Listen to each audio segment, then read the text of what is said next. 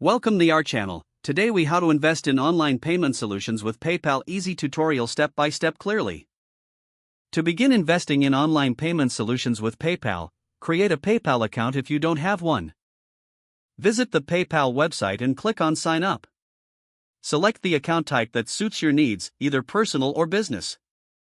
Fill in the required personal information and follow the prompts to create your account. Once your account is set up, log in to your PayPal dashboard.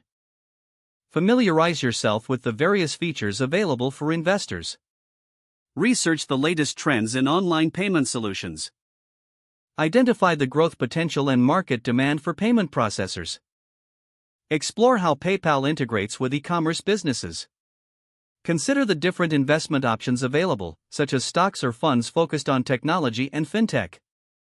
Open a brokerage account if you don't already have one. Look for opportunities to invest in PayPal stock or related companies. Check financial news sources for insights on PayPal's performance and market position. Analyze PayPal's financial reports and earnings releases. Evaluate PayPal's competitive advantages and its risks in the market. Monitor industry competition and regulatory changes impacting payment solutions. Diversify your investments by considering other digital payment platforms as well. Stay updated with global digital transaction trends. Use analytical tools to track the performance of your investments. Consider long-term strategies when investing in PayPal and similar companies. Regularly review your investment portfolio and adjust as needed. If the page does not load, refresh the browser or try again. Make sure you are using the correct email address, then retype it carefully to avoid small typos. If your password is not accepted, use the reset option and create a new strong password you can remember.